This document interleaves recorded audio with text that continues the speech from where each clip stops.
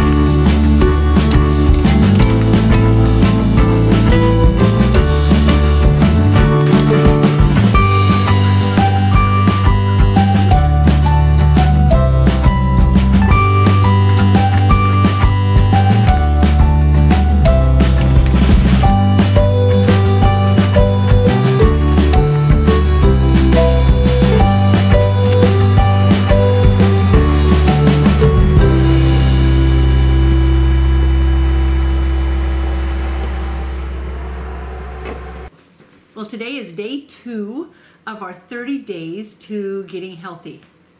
And we're going to tell you all of the things, some of the things. Yesterday we had you eliminate food. Today we're going to talk about the things that we do instead. So number 1 was to eliminate soda pop. Oh my, are you sure you want me to eliminate soda pop? I am. So our beverage of choice is water. This is a tiny little Camelback. We take it in the car. We take it when we hike. Jim has a bigger one. Mine's only 1 liter. So it's easy for me to carry. Easy for me to drink. Stainless steel carrier. This one has a filter on it. Water. Water. Why is water our beverage of choice? Because it's so healthy for you and you have to have it. So when you fill your body with soda pop, the sodium in it is just crazy depleting your body. The carbonation, I'm not even going there how bad that is. So is this the only thing we drink? No. We do use raw milk, but milk is a food. So we just do small amounts of whole milk, whole raw milk. And we also sometimes do kefir. And kombucha is brand new. I'm going to actually be making a lemonade kombucha, but I haven't done it yet. So that's brand new to our life. But water is our beverage of choice. So you need to be drinking at least 8 cups of, or glasses, maybe this kind of glasses, of water a day. If you are out working outside, and this is when also we can wear this in the garden or on your homestead, just keep yourself hydrated. Keep yourself hydrated. It's so important. Water is our beverage of choice. Number 2 was to steer away from fast food places. So I have a video that I'm going to show you of ways to take food with you that will help you to stay away from these places. The key is to eat before you go, or to make sure you're done before dinner or your next meal is. Well, this is our day when we're going to go be traveling into Portland, and so we have a 2-hour trip in, and we have to make sure that we're going to eat correctly. So I'm going to show you some of the snacks that we're going to be taking with us. I'm going to show you the raw version first. Not raw, but they're all going to stay raw. All right, I have them prepared. So I'm going to show you them. All these beautiful things. So we have bell peppers and turnips, turnip sticks, broccoli, kiwi, our bananas I didn't cut up yet, tomatoes, carrot sticks, the pears, and then apples. What I always do is cut them into quorum and then stick cheese in the middle so that we have a protein and a carb together. And then I wanted to show you what the chickens get out of all of this. They get all the eggshells that I had from before and all the little things I've cut off of here. So we don't waste anything. So the other day we started to leave the house about 12:45, and my inclinations was, you know, we'll just get in the car and then we'll have to go eat out. Well, dumb idea, because first of all, there's not any place to eat that's healthy around here. Number 2, costs lots of money to eat food that's bad for you. So my husband was very, you know, he didn't even say anything contrary. He goes, let me help make lunch with you before we leave. And I'm like, yeah, of course. So we made lunch together and then we left with a full stomach and not having to buy anything. Today, actually, so it would have been yesterday on the video when you're watching this, but Doug and Stacy did a whole thing on, a whole video on how to eat out when you're traveling. And I've talked about that before, but theirs was so comprehensive that I'm, you know, I have no qualm sending you over to them to watch some of the things that they were saying, that they're great. The key is plan ahead. Make sure that you always have snacks with you. Take your snacks that you need in order to be able to stay out of restaurants and fast food places. So, number 3 is to not eat man-made fats. And I have a couple of books. One is Eat Fat, Lose Weight. And the other one, I'll be right back. Most of us are very familiar with Nourishing Traditions by Sally Fallon. This is her new book that's Nourishing Fats by Sally Fallon, Why We Need Animal Fats for Health and Happiness. So this book and this book, this one is written by Mary Enig. I'm not positive if that's the way you say her last name, E-N-I-G, with the front of it by Sally Fallon. And she is the person who started way back when why these things were so not good for you, the man-made fats. She has since passed away, actually just within the last year or two, if I'm not mistaken. But this book, I'm going to take just a break. So she has a blend of oil called Mary's Blend. And I have not tried it yet, but I'm very excited to, and I just went to the store and purchased the items. So the first one is cold pressed extra virgin olive oil. The second one is organic coconut oil. And the third one is cold pressed high quality sesame oil. And her blend is let me just double check here. 1 cup of each one, and you blend it together and put it into a glass jar and store it at room temperature. So we're going to make that right now. She said that the advantage of this is that, let me just read you. It can be used for salad dressings and for cooking. And when cooking, it has beautiful flavors that all mix together. And because of the blend of them, it doesn't have it doesn't burn easily.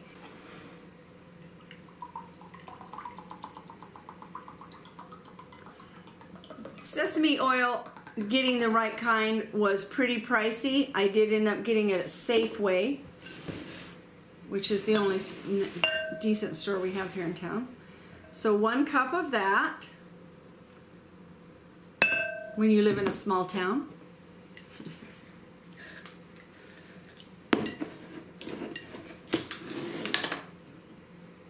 Oh, it smells really good though, the sesame does.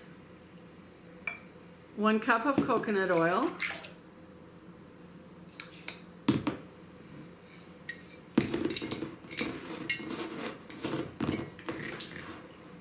Well, I guess there's a pull-off thing here. Okay.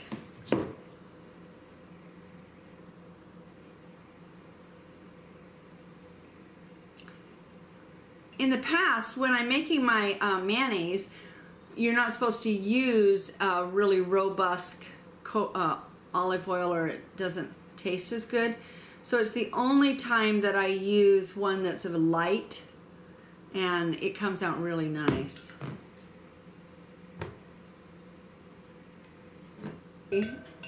I'm going to take it and put it into one of my old bottles of olive oil so that it stays nice and dark, so that it's not exposed to light.